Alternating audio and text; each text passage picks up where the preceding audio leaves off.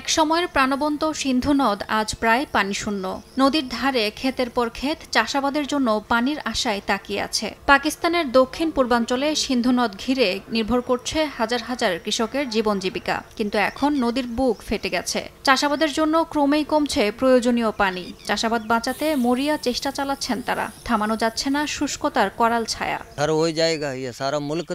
যদি পানি বন্ধ হয় গোটা দেশ মরুভূমিতে পরিণত হবে। পানি ছাড়া কিছুই সম্ভব নয়।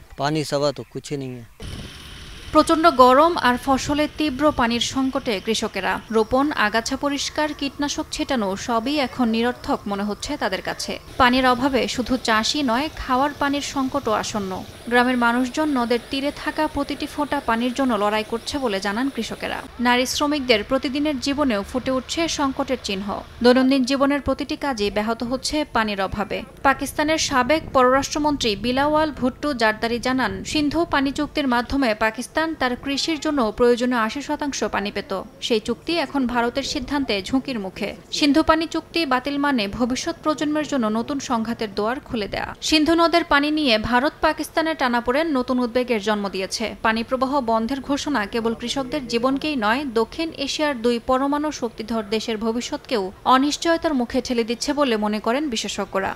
ইয়াসমিন অনন্যা, সময় সংবাদ।